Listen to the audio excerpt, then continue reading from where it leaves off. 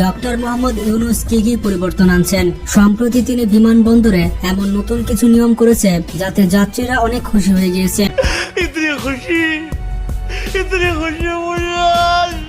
তাছাড়া তিনি বাংলাদেশের সিস্টেমে বেশ কিছু পরিবর্তন এনেছেন। এছাড়া সিস্টেমে আরো কিছু পরিবর্তন রয়েছে যেগুলো তিনি ভবিষ্যতে নিয়ে আসবেন। তো চলুন দেখে আসি ডক্টর মোহাম্মদ ইউনূস কি পরিবর্তন এনেছেন। এক বছরেও যন্ত্রপাতি এনে সচল করা সম্ভব হবে না বলে এক্সপার্টরা।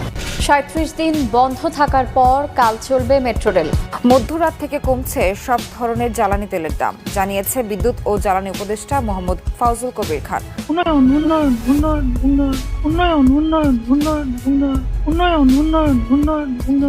বাংলাদেশের প্রবাসীরা মনের আনন্দে দেশের উদ্দেশ্যে পাড়ি দিলেও যখন তারা বিমানবন্দরে পৌঁছায় তখন বাংলাদেশের কাস্টম অফিসারদের কাছ থেকে অনেক হয়রানির শিকার হয়। এই সকল প্রবাসীদের অনেক খারাপ সিচুয়েশনে পড়তে হতো। তার মধ্যে একটা ছিল লাগেজ সময় মতো না পাওয়া। এছাড়াও লাগেজ চুরি কিংবা লাগেজ কাটা তো রয়েছে। যদিও লাগেজ কাটা কিংবা লাগেজ চুরির ঘটনাগুলোতে বিমানবন্দরে যারা লোডেড মানে যারা মালামাল খালাস করে তাদেরকে পকেট ছাড়া পোশাক পরিধান করার নিয়ম করা হয়েছিল, মানে তাদের পোশাকে কোনো পকেট থাকবে না। কিন্তু তারপরও সেটার সন্তোষজনক সমাধান আসেনি। যদিও লাগেজ নিয়ে মিথ্যা কথা বললে যাত্রীদেরকে 50,000 টাকা থেকে 1 লক্ষ টাকা পর্যন্ত জরিমানা দিতে হবে।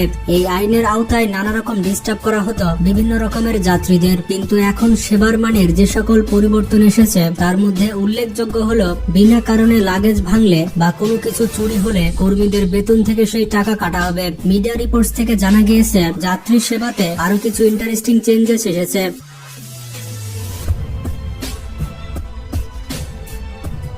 যেমন শাহজালাল ইন্টারন্যাশনাল এয়ারপোর্টে টেলিফোন সেবা বা হেল্প ডেস্ক থাকলেও এতদিন সেটা কোনো যাত্রীদের কাজে আসেনি, কিন্তু বর্তমানে হেল্প ডেস্কে প্রায় 54 জন কর্মী কাজ করছে। এছাড়া আরেকটি মজার বিষয় হচ্ছে এয়ারপোর্টে ফ্রি ওয়াইফাই ইউজ করা যাবে। তবে এই ফ্রি ওয়াইফাই সেবাটা লিমিটেড টাইমের জন্য অর্থাৎ 1 ঘন্টার জন্য ইউজ করা যাবে। এছাড়া বিমানবন্দরে পৌঁছে যেন প্রবাসীরা বা অন্যান্য যাত্রীরা কোন রকম ঝামেলা ছাড়া যেন স্বজনদের সাথে যোগাযোগ করতে পারে সেজন্য 10টি টেলিফোন বুথ রাখা হয়েছে, যেখান থেকে বিনামূল্যে আত্মীয় স্বজনদের সাথে ইমার্জেন্সি বেসিসে যোগাযোগ করা যাবে। তবে এই হেল্প ডেস্ক বা টেলিফোন সেবা আগে থেকে থাকলেও সেগুলো চালু ছিল না, কিন্তু এগুলো এখন 100% ভাবে চালু করা হবে। এছাড়া প্রবাসী যাত্রীদেরকে বিশেষভাবে গুরুত্ব দেওয়া হচ্ছে। আত্মীয়ের বেশে বিমানবন্দরের বাইরে ঘোরাঘুরি, এরপর বিদেশ থেকে আসা প্রবাসীদের লাগেজ চুরি।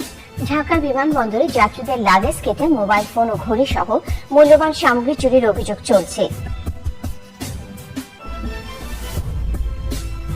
এছাড়া সবাই যে বিষয়টা অ্যাপ্রিসিয়েট করছে সেটা হলো ডক্টর ইউনূস এগুলো কিন্তু ঢাকঢোল পিটিয়ে প্রচার করেনি। আগে যেমন বাংলাদেশে কোনো কিছুতে খাজনার থেকে বাজনা বেশি হতো, ডক্টর মোহাম্মদ ইউনূস যে প্রকৃত একজন শিক্ষিত মানুষ সেটা তার কাজে বোঝা যাচ্ছে।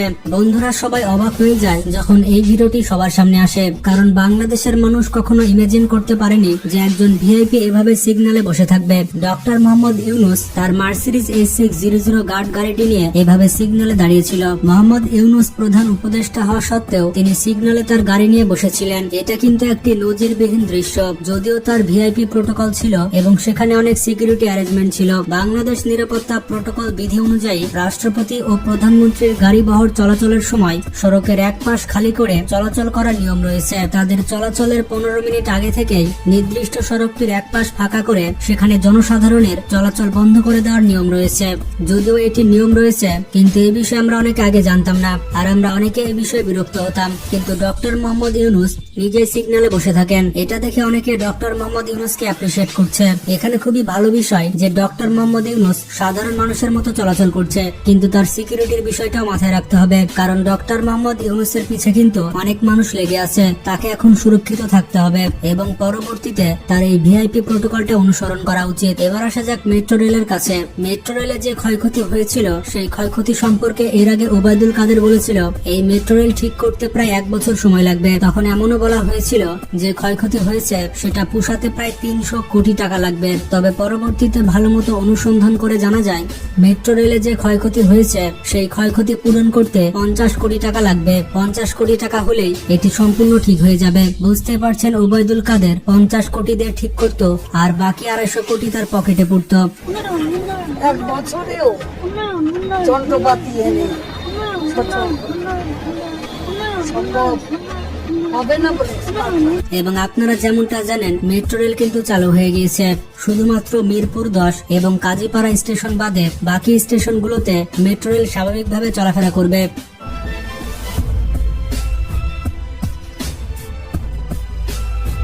এবার আসা যাক ইলিশ মাছের কাছে। পুরো পৃথিবীতে যে পরিমাণ ইলিশ উৎপাদন হয় তার মধ্যে 75% বাংলাদেশ উৎপাদন হয়।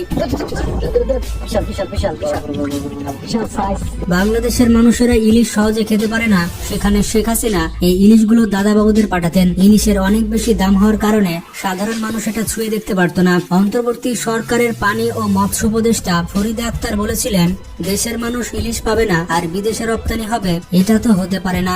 আগে দেশকে গুরুত্ব দিতে হবে, দেশের মানুষের চাহিদা পূরণ করতে হবে, তারপর রপ্তানি করা হবে। দেশের মানুষ যাতে ইলিশ মাছ পায় এবং ইলিশ মাছের দাম কমে সেই উদ্যোগ নেওয়া হবে। ইলিশ মাছটা একটা বিশেষ মাছ যেটা একমাত্র বাংলাদেশে, এটা রপ্তানির চাইতে বেশি আমাদের চেষ্টা করতে হবে দেশের মানুষ যেন ইলিশ মাছটা পায়, এবং সেটার দামটা অহেতুক ভাবে বাড়ানো কোনো মতে যুক্তিসঙ্গত নয়, এবং দেশের মানুষকে না খাইয়ে বাইরে পাঠানো আমি কোনো মতে অ্যাপ্রুভ করে না। এদিকে স্বরাষ্ট্র উপদেষ্টা থাকা অবস্থায় এম শাখাওয়াত হোসেন বলেছিলেন, মিডিয়া চাটুকারিতা করলে মিডিয়াকে শেষ করে ফেলা হবে। তিনি বলেছিলেন, যখন আন্দোলন পরিস্থিতি ছিল, চারিদিকের অবস্থা খারাপ ছিল, তখন বাংলাদেশের মিডিয়া বলছিল যে সবকিছু ঠিক আছে, তারা যেন সরকারের সুরে সুর মিলাচ্ছিল। তিনি বলেছিলেন, এমন চাটুকারিতা করলে পরবর্তীতে সেই চ্যানেল ব্যান করে দেওয়া হবে। আর আপনাদের মিডিয়া কিভাবে মিডিয়াগুলোকে আপনারা করেছেন, এরপরে অন্তত এই পিরিয়ডে কোনো মিডিয়া চাটুকারি করবেন, মিডিয়া বন্ধ হয়ে যাবে।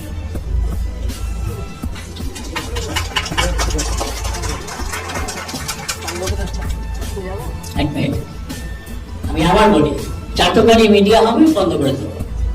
এছাড়া তিনি পুলিশের রিফরমেশন সম্পর্কে বলেছিলেন। তিনি বলেছিলেন, পুলিশের লোগো এবং ইউনিফর্ম পরিবর্তন করা হবে, কারণ পুলিশেরা বর্তমান লোগো এবং পোশাকে কাজে ফিরতে ইচ্ছুক নন। তারা পোশাককে এখন ঘৃণা করছে, তাই এই পোশাক পরিবর্তন করা হতে পারে এবং পুলিশকে নতুন পোশাক দেওয়া হবে। এই বিষয়টা অনেকেই অ্যাপ্রিসিয়েট করছে, কারণ পুলিশেরা আন্দোলনের সময় যে অ্যাক্টিভিটিস দেখিয়েছে সেটা ছিল বেশ নিন্দনীয়।